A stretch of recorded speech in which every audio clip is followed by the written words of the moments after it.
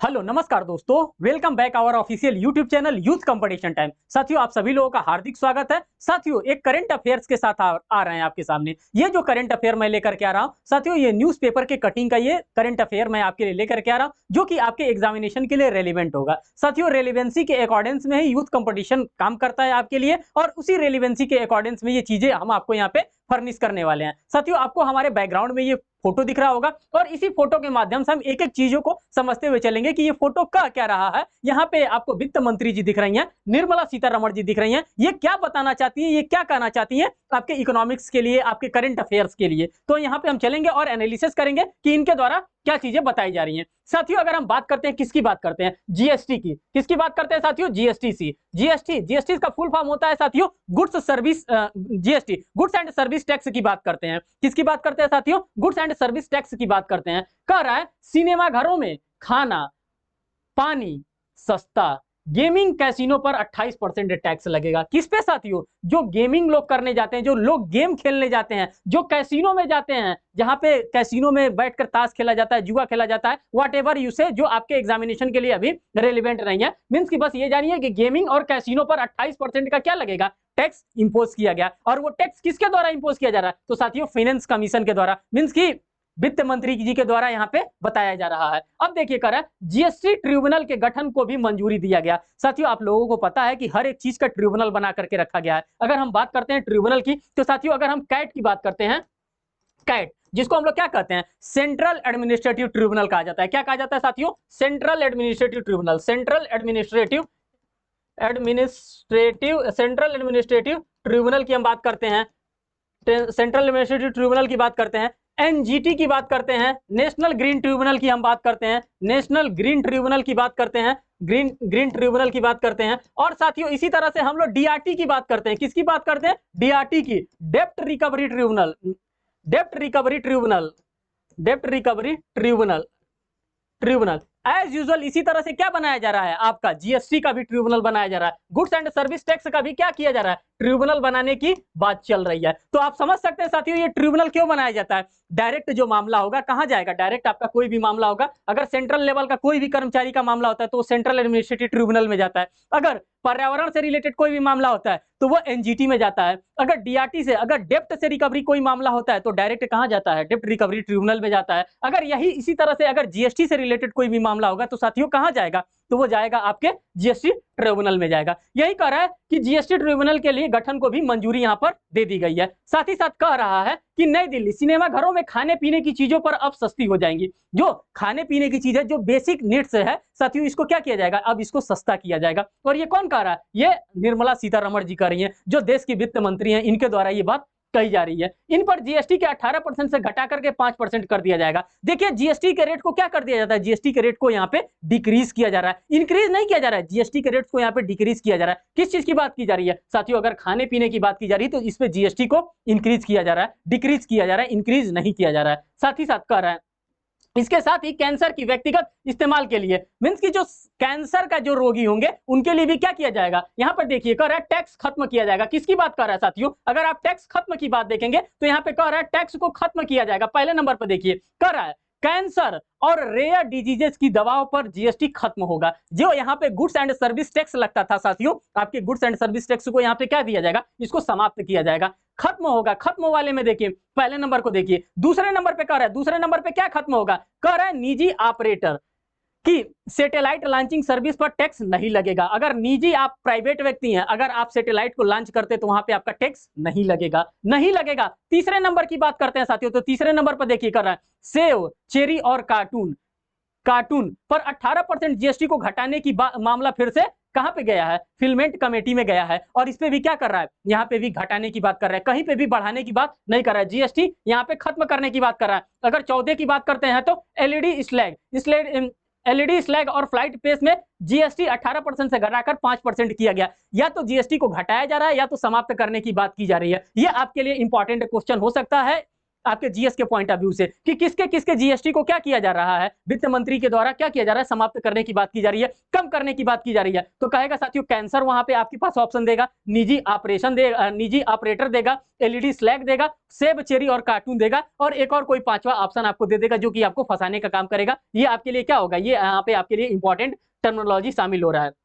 साथ ही हम बात कर रहे हैं साथियों यहाँ पे, तो ये किस चीज की बात कर रहा है, यहाँ पे ये जो बात कर रहा है, कह रहा है टैक्स घटाया गया। यहाँ पे क्या कर रहा है, कह रहा है यहाँ पे टैक्स को घटाया गया। आप इस पिक्चर के माध्यम से एक एक चीजों को एनालिसिस करते हुए चलिए कि आखिर में ये पिक्चर कह क्या रहा है। अगर इस पिक्चर को लाया गया है, अगर पेपर में इसकी छपाई की गई है, तो इसका कोई ना कोई पर्पस होता होगा, कोई ना कोई इसका मीनिंग निकल रहा होगा। ये यूजलेस और ये मीनिंगलेस तो हो नहीं सकता है। अगर ये यूजलेस होता तो यहाँ पे डेफिनेटली यहाँ पे ये यूज की चीज नहीं होती। ये आपके लिए इंपॉर्टेंट है, इसीलिए रेलेवेंसी के अकॉर्डिंग में इसको क्या किया जा रहा है, यहाँ पे रखा जा रहा है। अगर हम पहले नंबर की बात करते हैं तो कह रहा है फिश सॉल्युबल पेस्ट की बात कर रहा है। किसकी बात कर रहा है साथियों, तो फिश सॉल्युबल पेस्ट, अनुक्कड़ और अनफ्राइड स्नैक्स पर जीएसटी 18% से घटाकर के 5% किया जा रहा है। जो जैसे फ्राइड स्नैक्स होते हैं उसकी जीएसटी को क्या किया जा रहा है, जैसे कि आप चिप्स खाते हैं, कोई चीज फ्राइड स्नैक्स खाते हैं जिसको खाने पीने में आप इस्तेमाल कर रहे हैं, उस पर क्या किया जा रहा है, उस पर जीएसटी क्या कर रहा है, टैक्स को घटाया जा रहा है। आप यहाँ पर देख लीजिए टैक्स घटा रहा है। साथ ही कह रहा है जरी धागे के बारे में बात कर रहा है। किसके बारे में साथियों बात कर रहा है, जो जरी से कढ़ाई होता है, जो धागों से कढ़ाई होता है।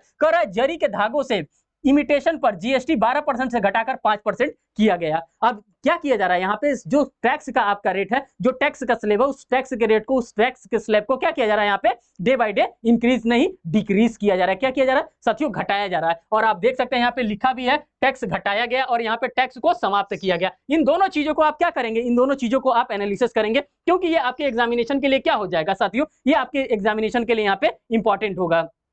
अब देखिए साथियों यहाँ पे कह रहा है चीजें जो महंगी होंगी। अब कौन सी ऐसी चीजें हैं जिसको महंगी की जाएगी, तो अगर चीजों महंगी की अगर हम बात करते हैं तो किसको किसको महंगी की जाएगी, तो साथियों इसको लाल घेरे में आप देखिए कि किस किस चीज को महंगी की जाएगी। यहाँ पे आपको ये दिख रहा है, ये जो चीजें हैं, ये जो 3 चीजें हैं, ये 3 चीजें क्या होंगी, ये 3 चीजें महंगी होंगी। जिसमें पहला आ रहा है ऑनलाइन गेमिंग। अगर आप ऑनलाइन गेमिंग के शौकीन हैं तो आप गेमिंग छोड़ना छोड़ दें, क्योंकि आपकी ऑनलाइन गेमिंग क्या होने वाली है, आपकी ऑनलाइन गेमिंग महंगी होने वाली है। उस पे जीएसटी लगने वाला है। उस पे कितना जीएसटी लगेगा, तो साथियों ये बड़ा सा अमाउंट 28% का जीएसटी उस पे लगने वाला है। पहला है। सेकंड चीज कह रहा है कि वित्त मंत्री ने एसयूवी पर लगने वाली 22% टैक्स पर सफाई दी है। कहा सेनाड कार पे, जो आपका एसयूवी कार आता है और जो सेनाड कार आता है, जब कार की आप देखेंगे, जैसे ब्रेजा कार को आप देखेंगे तो ब्रेजा क्या होता है, ये एसयूवी मॉडल की कार होती है। और डिजायर कार को आप देखेंगे तो वो आपका क्या होता है, सीनेडा कार के नाम से जाना जाता है। सीनेडा कार पे 22% सेस नहीं लगेगा।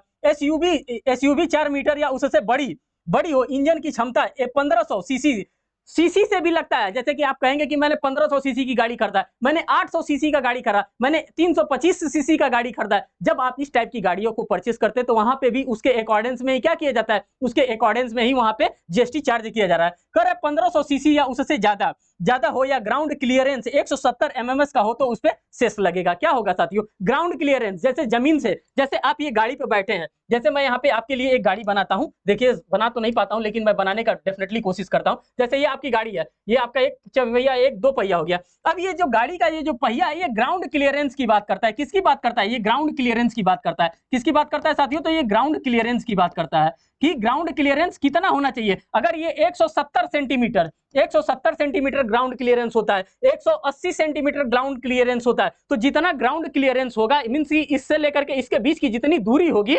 मींस कि उतरने वाले से और चक्के के बीच की जितनी दूरी होगी, उसके अकॉर्डेंस में ही क्या किया जाएगा, आपसे यहाँ पे जीएसटी चार्ज किया जाएगा। तो ये महंगी हो रही है। फिर यहाँ पे आप साथियों देखिए कर रहा है तीसरे नंबर पे कि गाड़ी के रजिस्ट्रेशन पर जीएसटी का शेयर कंज्यूमर स्टेट को भी मिलेगा। सहमति बनी, इसके लिए भी क्या बना दी गई है, इसके लिए भी सहमति बना दी गई है। तो यहाँ पे आप लोगों ने देख लिया कि क्या क्या चीजें सस्ती हो रही है और क्या क्या चीजें महंगी हो रही है। और ये बात कौन बता रहा है, तो ये बात यहाँ पे बता रही है निर्मला सीतारमण जी, जो कि भारत की वित्त मंत्री हैं। इन्हीं के द्वारा ये बातें यहाँ पे शेयर की जा रही हैं, जो कि आपके लिए इंपॉर्टेंट था। जो भी इंपॉर्टेंट चीजें था उन सभी चीजों को मैंने यहाँ पे रखने का डेफिनेटली प्रयास किया। गेमिंग कंपनियां नाराज, इससे गेमिंग कंपनियां क्या हो रही हैं साथियों, गेमिंग कंपनियां कह रही हैं कि भाई साहब आप गेमिंग पे इतना ज्यादा जीएसटी इंपोज कर देंगे तो लोग खेलेंगे नहीं, हम तो, हमारी तो कंपनी ही बर्बाद हो जाएगी। अब कह रही हैं, गेमिंग कंपनियां इससे जुड़ी संगठन 28% टैक्स लगाने पर नाराजगी जताई है। भाई साहब क्यों नाराजगी आप जता रहे हैं? आपके वजह से पता है कितने बच्चों के भविष्य आफत में आ गए। बच्चे आजकल पढ़ाई लिखाई छोड़ करके अब क्या कर रहे हैं? गेम खेल रहे हैं। इसीलिए गेमिंग को कम करने के लिए क्या किया जा रहा है? 28% का ये जो जीएसटी है, 28% का जीएसटी इंपोज किया जा रहा है, क्योंकि काफी बच्चों के माता पिता के द्वारा क्या लिखा गया है? प्रधानमंत्री मोदी जी को पत्र में लिखा गया है कि माननीय प्रधानमंत्री जी इसको क्या करिए, गेमिंग को कम करिए। जो ऑनलाइन गेमिंग साइट्स आ रहे हैं ये बच्चों को बिगाड़ रहे हैं, और ये बच्चों को बिगाड़ना नहीं है, बच्चे हमारे क्या है? हमारे बच्चे यूरेनियम है। अगर आप उनको जिस भी एरिया में लेकर के जाएंगे उस एरिया में वो विकास करेंगे। तो क्या आप गेम के फील्ड में लेकर के जाना चाहते हैं बच्चों को? तो नहीं, बिल्कुल नहीं। देश का भविष्य होते हैं सब बच्चे, और शिक्षा उनको देना है और उनको अशिक्षित नहीं करना है। तो इस गेमिंग पे क्या किया जा रहा है? 28% का टैक्स लगाया जाता है। समाप्त तो नहीं किया जा सकता है, लेकिन टैक्स लगा करके उसको क्या किया जा सकता है? कम किया जा सकता है साथियों।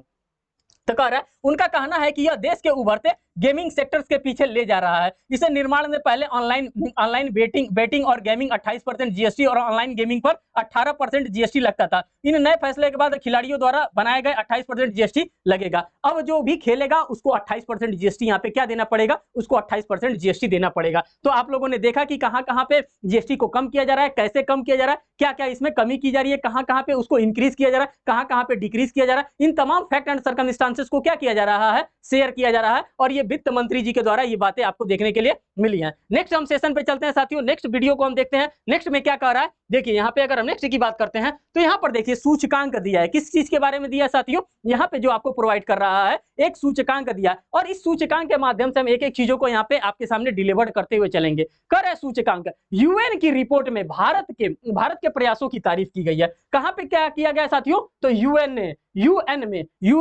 यूएन में आपके भारत की क्या की गई है? तारीफ की गई है। हम भारत के हैं, आप भारत के हैं, अगर हमारे देश का कहीं तारीफ होगा तो इनडायरेक्टली हम लोग का भी तो तारीफ होगा। वही हम लोगों की तारीफ की गई है। किसकी तारीफ की गई है? ये आप अपने से लेकर के जोड़ करके देखिए कि तारीफ किसकी की गई है। तारीफ डायरेक्टली या हो या इनडायरेक्टली, अगर भारत की जा रही है तारीफ तो तारीफ ये आपकी होगी। कर है 15 साल में भारत में 41 करोड़ से ज्यादा लोग क्या हो गए? गरीबी से बाहर आए हैं। ये हम नहीं बता रहे हैं साथियों, ये रिपोर्ट बता रहा है। हम किस पे डिपेंड करते हैं? हम कोई भी चीज देखते हैं तो हम रिपोर्ट को एनालिसिस करते हैं। जो रिपोर्ट कहती हैं, जो फैक्ट कहते हैं, जो सर्कमस्टांसेस कहते हैं, उसी के अकॉर्डेंस में हम क्या करते हैं? हम उसी के अकॉर्डेंस में हम वर्क करते हैं। तो कह रहा है भारत गरीबी उन्मूलन की रफ्तार के बारे में बात करता है। गरीबों की आबादी के बारे में हम देखते हैं तो ये रेड कलर में आपको देखने के लिए मिलता है। गरीबों की आबादी की अगर हम बात करते हैं, जैसे गरीबों की आबादी में हम देख रहे हैं तो ये रेड कलर वाला आपको देखने के लिए मिल रहा है। यहाँ पे मैं आपको एक एक चीजों को और भी क्लियर करता हुआ चल रहा हूँ। देखिए जैसे कि मैं यहाँ पे ये कलर ले रहा हूँ, थोड़ा सा ये डार्क होगा। ये रेड कलर वाला जो बात कर रहा है गरीबी की आबादी की बात। पेयजल वंचित की बात कर रहा है तो ये पीले कलर वाला है। पेयजल से जो वंचित हैं, जिनको पेयजल अच्छा से नहीं मिल रहा है, ये पीले कलर वाले में है। साथ ही साथ कह रहा है कुपोषण पीड़ित, जो कुपोषण से पीड़ित लोग हैं उनके लिए कौन सा है साथियों? उनके लिए ये वाला है। ये देखिए 13.6% की बात कर रहा है बिजली से वंचित, जिनके घर बिजली नहीं आती है वो कौन से हैं लोग? तो वो साथियों जो बिजली से वंचित हैं, ये 29% वाले लोग बिजली से वंचित हैं। कह रहा है बाल मृत्यु दर की अगर हम बात करते हैं तो बाल मृत्यु दर ये 21% की बात, यहाँ पे ये 4.5% की बात कर रहा है। कौन कर रहा है साथियों? तो ये 4.5% की बात कर रहा है। कह रहा है आवास से वंचित कितने लोग हैं? तो साथियों आवास से वंचित ये वाली लाइन आपकी बात कर रही है। तो इन सभी चीजों को क्या किया जा रहा है? यहाँ पे डाटा के साथ, यहाँ पे ग्राफ के साथ आपको एनालिसिस करने के लिए दिखाया जा रहा है कि भारत में गरीबी उन्मूलन की रफ्तार किस तरह से धीरे धीरे डिक्रीज हो रही है। इंक्रीज नहीं हो रही है, डिक्रीज हो रही है, खत्म होते जा रही है, समाप्त होते जा रही है। और यही कह रहा है कि 15 साल में भारत के 41 करोड़ से ज्यादा लोग गरीबी से बाहर आए हैं। कितने लोग? तो साथियों 15 साल में 41 करोड़। ये आंकड़ा भारत के लिए बहुत छोटा आंकड़ा नहीं है। 41 करोड़ में एक छोटे छोटे देश बन जाएंगे। और ये 41 करोड़ कहाँ की है? ये भारत की छोटी सी जनसंख्या है। 41 करोड़ क्या है साथियों? तो भारत की छोटी सी जनसंख्या है। कह रहा है गरीबी 55.1% से घट करके 16.4% पर रह गई है। पहले हमारी गरीबी कहां पर थी? पहले हमारी गरीबी यहां पे हो रही थी। साथियों हम फैक्ट एंड सर्कमस्टांसेस को ही डील कर रहे हैं। जो भी एविडेंसेस हमको यहाँ पे प्रोवाइड किए जा रहे हैं, उसी एविडेंसेस के अकॉर्डेंस में मैं आपको ये इंफॉर्मेशन शेयर कर रहा हूं। कह रहा है गरीबी 55.1% से घट करके 16.4% रह गई है।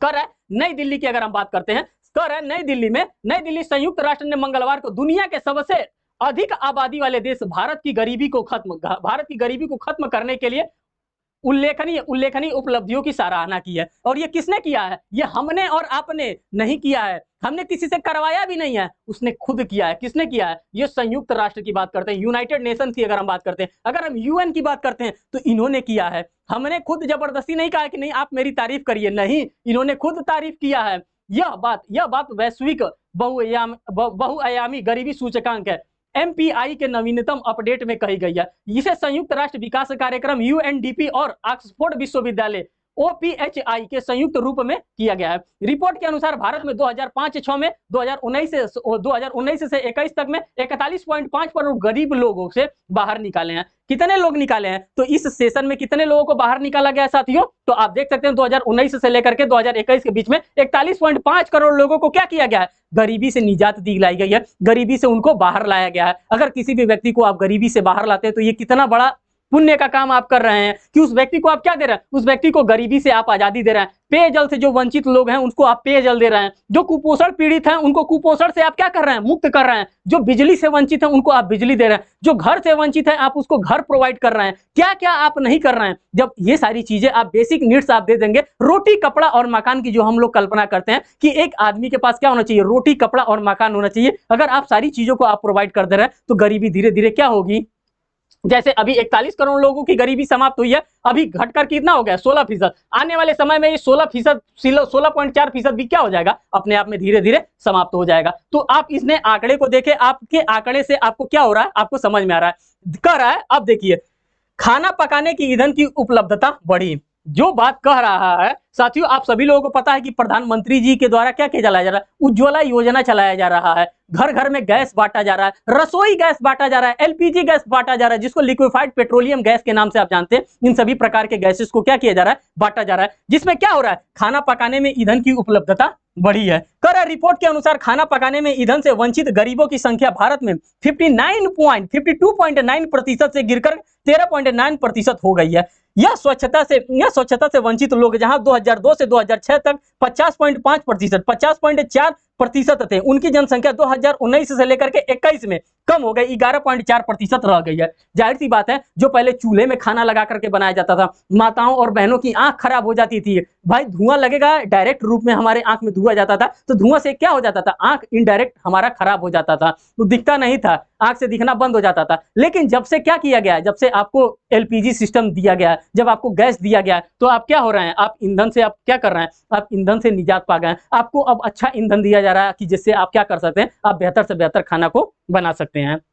तो इस इंफॉर्मेशन में यही था जो कि आपके लिए इंपॉर्टेंट था। साथियों, जो रेलेवेंसी के अकॉर्डेंस में आ रहा है उन सभी चीजों को मैं क्या कर रहा हूं? यहाँ पे शेयर कर रहा हूं। अब देखिए, हमारे पास यहाँ पर 3 इंफॉर्मेशन आया है और इन तीनों इंफॉर्मेशन को मैं आपको एक एक करके यहाँ पे शेयर करने वाला हूं। अब इसी एक एक इंफॉर्मेशन को आप यहाँ पर देखिए, कह रहा है साथियों, ये इंफॉर्मेशन देखिए, मैं आशा करता हूं कि आपको ये दिख रहा होगा। अगर नहीं दिख रहा होगा तो मैं आपको जो भी बात बता रहा हूं, जो भी आपका मेंटर बता रहा है, वो बातें आप समझिए, वो बात आपको दिमाग में घुसनी चाहिए। कह रहा है एशियाई चैंपियन, किसकी बात कर रहा है? एशियन चैंपियन में मैस्काट होंगे हनुमान जी। कौन होगा? तो जो मैस्काट होंगे, इसको हनुमान जी को बनाया गया। यहाँ पे हनुमान जी के चित्र को भी आपके सामने अंकित किया गया है। कह रहा है बैंकॉक @ पत्रिका में, ये कहां पे निकाला गया साथियों? तो ये बैंकॉक @ पत्रिका, एशियन एथलेटिक्स चैंपियन के मैस्काट भगवान हनुमान होंगे। कौन होंगे साथियों? तो जो इसके चैंपियन होंगे वो हनुमान भगवान जी होंगे। बैंकॉक में 12 से लेकर के 16 जुलाई तक होने वाली प्रतियोगिता के शुभारंभ का चयन कमेटी ने किया। इसका शुभारंभ किसके द्वारा किया गया? तो साथियों, एक कमेटी बनाई गई है और उसी कमेटी के द्वारा इसका चयन किया गया है। मेजबान में वेबसाइट पर लिखा कि बजरंगबली की सबसे बड़ी ताकत उनकी निष्ठा और भक्ति है। किस लिए हनुमान जी को पूजा किया जाता है? साथियों, वो निष्ठावान थे, वो भक्त थे। क्या थे? वो भक्त थे और किसी से भी भक्ति के बदले में कुछ लेना नहीं चाहते थे, सिर्फ और सिर्फ वो भक्ति को देना चाहते थे। इसी को देखते हुए वो निष्ठा थे और भक्ति थे, उनके अंदर भक्ति थी। इसी को देखते हुए इनको क्या बनाया जा रहा है? इनको एशियाई एथलेटिक्स चैंपियन के लिए मैस्काट बनाया जा रहा है। आपने ये देख लिया, ये इंफॉर्मेशन आपके लिए था जो कि आप लोगों ने यहाँ पे इसको देख लिया। अब हम नेक्स्ट इंफॉर्मेशन की अगर हम बात करते हैं साथियों, तो नेक्स्ट इंफॉर्मेशन आपके लिए ये है। अब इस इंफॉर्मेशन को मैं आपके सामने और भी थोड़ा सा इसको जूम आउट कर लेता हूं और इसको भी मैं आपके सामने शेयर करने का काम कर रहा हूं। देखिए, जब आप इसकी बात करते हैं साथियों, किसकी कह रहा है? सैन्य शक्तियों में किसकी बात कर रहा है साथियों? तो अब इसको थोड़ा सा और मैंने जूम किया, अब यहां से आप इसको देखेंगे और भी बेहतर तरीके से ये चीजें आपको दिखेंगी। अब देखिए, कह रहा है जय जवान ग्लोबल फायर पावर की रैंकिंग जारी, किसकी बात कर रहा है साथियों? तो जय जवान ग्लोबल फायर पावर रैंकिंग की यहाँ पे जारी किया गया। अब इसको देखिए क्या कह रहा है, कह रहा है सैन्य शक्ति। साथियों आपको पता होना चाहिए कि जितनी मजबूत आपकी सैन्य शक्ति होगी, जितनी मजबूत आपकी सैन्य शक्ति होगी, उतना ही मजबूत आपका क्या होगा, आपका देश होगा। मीन्स कि जितने मजबूत आप रहेंगे, जितना मजबूत आपका सैन्य शक्ति रहेगा, उतना ही मजबूत आप रहेंगे। क्योंकि आपकी क्षमता कहां से नापी जाती है? आपके सैन्य शक्ति से ही आपकी क्षमता को नापा जाता है। तो ये आपके लिए इंपॉर्टेंट है। यहां पर आप देखिए क्या कह रहा है, कह रहा है जितनी मजबूत आपकी सैन्य शक्ति होगी, उतना ही मजबूत आपका देश होगा। जैसे हम भारत की बात करते हैं, तो जितना मजबूत हमारा सैन्य बल रहेगा, उतना ही मजबूत हम लोग रहेंगे। कह रहा है जय जवान, सैन्य शक्ति से भारत चौथे स्थान पर, अमेरिका प्रथम स्थान पर। स्थान यहां पर देखा जाता है, आपके एग्जामिनेशन में बार बार पूछा जाता है कि कौन सी सैन्य शक्ति किस स्थान पे है। जैसे आप सीडीएस का एग्जामिनेशन कंडक्ट कर रहे हैं, आप उसको दे रहे हैं, आप एनडीए का एग्जामिनेशन दे रहे हैं, या आप यूपीएसआई का एग्जामिनेशन देंगे, तो इन सभी एग्जामिनेशन में इस टाइप के क्वेश्चन आपसे पूछे जाते हैं। यह पत्रिका आया है, दुनिया भर के सैन्य शक्तियों का नजर रखने वाली वेबसाइट ग्लोबल फायर पावर ने 2023 की रैंकिंग जारी की है। ये हमारा और आपका आंकड़ा नहीं है, ये किसका आंकड़ा है? तो साथियों ये दुनिया भर में कौन रखता है? तो ये जो ग्लोबल फायर पावर है, ये आंकड़ा रखता है, और इसी के द्वारा ये आंकड़ा प्रकाशित किया गया। इसमें मारक क्षमता वाले 60 कारकों के आधार पर 145 देशों की रेटिंग की गई है। सूची में भारत चौथे स्थान पर बरकरार है। अब यहाँ पे एक सूची भी दिया है, सूची को भी हम आपके यहाँ दिखाएंगे। इसके पहले हम एक नापाक को दिखा देते हैं, जिसको आप लोग पाकिस्तान कहते हैं। कह रहा है पाकिस्तान इस साल सिर्फ 10 देशों में शामिल हो गया, लेकिन वह भारत के 3 पायदान नीचे 7वें नंबर पर है। भारत से कभी भी रहेगा, बेटा है तो बेटा ही रहेगा, बाप ही रहेगा। तो भारत क्या है? बाप है, और आप समझ सकते हैं कि बेटा ही रहेगा। तो आप इसको समझ सकते हैं। अमेरिका, रूस और चीन क्रमशः पहले, दूसरे और तीसरे स्थान पर है। रिपोर्ट के मुताबिक भारत ज्यादातर मामलों में पाकिस्तान से काफी आगे है। हर मामले में भारत आगे है भाई, क्यों नहीं आगे रहेगा? बाप होता है, इसीलिए हमेशा वो आगे रहता है। आगे देखिए आप किस देश में कितनी यहाँ पे क्षमता दिख रही है। अब यहाँ पर क्षमता की अगर हम बात करते हैं, तो ये आंकड़ा मैं आपको यहाँ पे एक एक करके यहाँ पे मैं आपके सामने शो कर रहा हूं कि किस चीज में कौन सा कहाँ पे आगे है। अगर यहाँ पे हम आपको बात करते हैं कि किस देश के पास कितनी क्षमता है, तो इस क्षमता वाली चीजों को देखिए। अगर हम इस देश की बात करते हैं, किस देश के पास कितनी साजो सामान है। अगर हम बात करते हैं भारत की, पाक की बात कर रहे हैं और चीन की बात कर रहे हैं। भारत में 14.5 सैनिक, अगर सैनिकों की बात कर रहे हैं, सैनिकों की बात करते हैं, सैनिक लाख में अगर 14.5 लाख सैनिक है। पाकिस्तान में 6.54 है, और चीन की हम बात करते हैं तो 20 लाख है, मीन्स की लाखों में है। अगर हम बात करते हैं किसके बात करते हैं, कुल विमानों की अगर हम बात करते हैं कि भारत में कुल कितने विमान है, तो 2210 विमान है। कहां पे? भारत में 2210 विमान है। अगर हम बात करते हैं पाकिस्तान की, तो 1413 विमान है। अगर चीन की हम बात करते हैं, तो 3166 विमान है। ये आपको आंकड़ा याद नहीं करना है, आंकड़ा बस जानते रहिए कि कब आपके पास ये आंकड़ा पूछ देगा एग्जामिनेशन में, आप कहेंगे कि हम तो पढ़वे नहीं किए थे, तो वो कहेगा कि हमारी गलती थोड़े नहीं है, हमने आपको दे दिया है, एक सिलेबस दे दिया, उस सिलेबस के अकॉर्डिंग में आपको पढ़ना चाहिए ना। तो आप यहाँ पे इस बात को बस आप एक बार से 2 बार इसको क्या करेंगे, आप ध्यान से सुन लेंगे, तो आपके लिए ये रामबाण होगा। अगर हम लड़ाकू विमान की बात करते हैं, तो भारत के पास कितना है? 577 है। अगर हम यही पाकिस्तान की बात देखते हैं, तो 363 है, 363 है, 63 है, और चीन के पास देखते हैं तो 1199 है। कुल हेलीकॉप्टर की बात करते हैं, तो भारत के पास 807 है, अगर पाकिस्तान के पास 322 है, और चीन के पास देखते हैं तो 913 है। अगर हम बात करते हैं भारत के पास लड़ाकू हेलीकॉप्टर कितने हैं, तो भारत के पास 36 है, पाकिस्तान के पास 58 है, इस मामले में थोड़ा सा निकल रहा है। चीन के पास कितना है? 281 है। अगर हम बात करते हैं भारत के पास टैंक कितना है, तो 4617 टैंक है। अगर इसकी टैंक की बात करते हैं, तो 3742 टैंक है। अगर चीन के टैंक की बात करते हैं, तो 4950 टैंक है। अगर तोपखाने की हम बात करते हैं, तो साथियों भारत में 3311 हमारे पास टैंक है। तोपखाने की बात करते हैं, तो 3345 इसके पास है, और हमारे चीन के पास कितना है? 1434 है, जिनको हम लोग चमगादड़ के नाम से भी जानते हैं। अगर हम बात करते हैं भारत में नौसेना का, अगर देखते हैं नौसेना का बेड़ा, तो 295 हमारे पास है,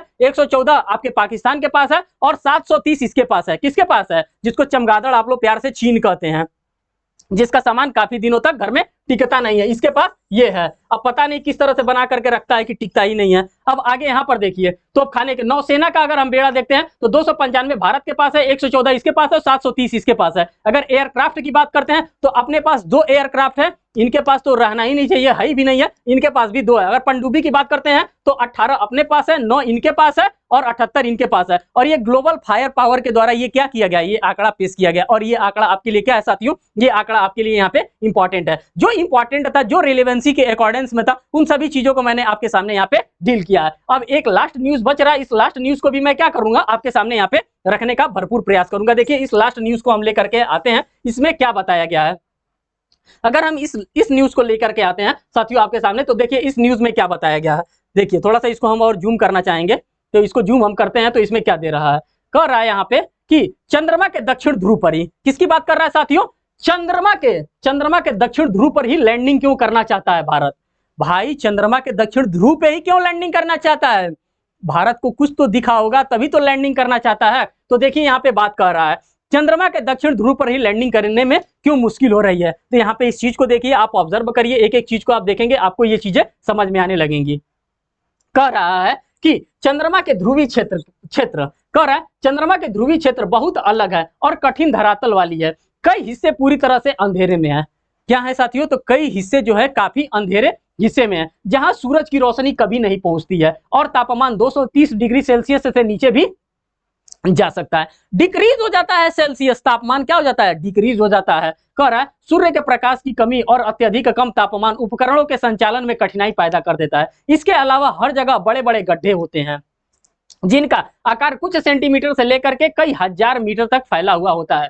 पृथ्वी के विपरीत जिसकी अक्षीय दूरी 23.5 डिग्री झुकी हुई है, चंद्रमा की दूरी केवल 1.5 झुकी हुई है। इसकी अनूठी ज्यातिमल के कारण चंद्रमा पर उत्तरी और दक्षिणी ध्रुवों के पास कई गड्ढे के फर्श सूरज की रोशनी कभी नहीं चमकती है। इन क्षेत्रों को स्थानीय रूप से छायाग्रस्त क्षेत्र या PSR के रूप में जाना जाता है। यह मनुष्यों के लिए अज्ञात क्षेत्र बना हुआ है, इसीलिए यहाँ पे भारत जाना चाहता है। यह मनुष्यों के लिए क्या है, ये एक अज्ञात बना हुआ है। भाई वहां पे क्या है, कोई ना कोई तो जाएगा, जब तक वहां पे कोई जाएगा नहीं तब तक कैसे विलफुली वहां पे रिसर्च किया जाएगा। अगर कोई जाएगा नहीं, कोई देश जाने के लिए तैयार नहीं होगा कि वहां पे ये है, वहां पे ये है, इस प्रकार के सिचुएशन वहां पे अराइज हो रहा है, तो किस प्रकार से वहां पे जांच होगा, किस प्रकार से रिसर्च होगा। तो इसके लिए कौन बेड़ा उठा रहा है, इसके लिए अपना मजबूत भारत बेड़ा उठा रहा है, और भारत यहाँ पर जाने के लिए क्या हो रहा है, भारत यहाँ पर जाने के लिए तैयार हो रहा है।